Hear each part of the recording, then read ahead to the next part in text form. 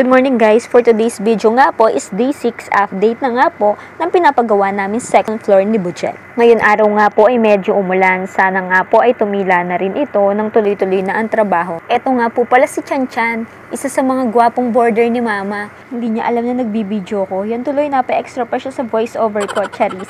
Yung naka-green na sando and red cap ay si Dadek, ang aking father-in-law. Napakabait at napakasipag po niyan. Sobrang swerte nga po namin mag-asawa dahil very supportive po sa amin ang kanyang parents. Katulad na lang po ngayon na nagpapagawa kami ay very hands-on siya. Buti na nga lang po ay bakasyon siya ngayon sa kanyang trabaho.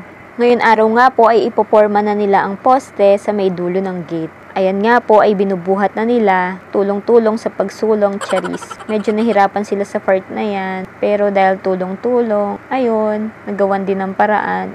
At eto nga pala si Daria, isa din sa magandang border ni Mama, Charis. Ang naman yan! May extra. Model ng poste. Ito nga pong lupa na pinapala nila ay yung lupa na hinukay nila ng pagkalalim para po sa pagbabao ng poste. Yung iba nga po dyan ay pinahakot na po namin para hindi po tambak-tambak.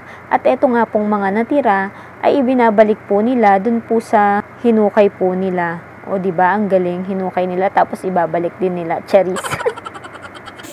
Saan pala to? Sobrang bilis nga po nilang gumawa ay di ko na napansin na may nagawa na rin pala silang poste dito sa loob at natabunan na rin. At dahil dyan, good job guys! Ayan yung hinukay nila ng pagkalalim. Sobrang lalim talaga ng pagkahukay dyan guys. Halos sinanap talaga nila yung adobe ng lupa. Tapos tinabunan nila ng graba. Tapos ginawa nila ng base. Ayun, para matibay talaga yung pundasyon na magiging poste namin. And finally, eto na yung magiging pang-apat na poste. Ayan din po sa may tabi ng gate. Medyo napapatagal lang po ang trabaho dahil madami pong tinitibag. Pero kung wala namang pong tibagin, for sure mabilis po ang magiging trabaho. Buti na nga lang po at naka-order po si Dadek na mini jackhammer sa Shopee. Laking tulong din po ito para mapabilis ang trabaho nila, lalo na sa pagtitibag ng mga pader na katulad niyan. Lagay ko na lang po ang Shopee link sa comment section if interested din po kayo. Uy, nag-promote pa nga. At kung nakaabot po kayo sa part na ito, pwede nyo po bang i-comment kung taga saan kayo para naman po malaman natin kung hanggang saan nakaabot ang video na ito. At kung nagustuhan nyo po, pwede po bang paki-like and share na rin. Yun lang po. Thank you for watching. See you sa next vlog!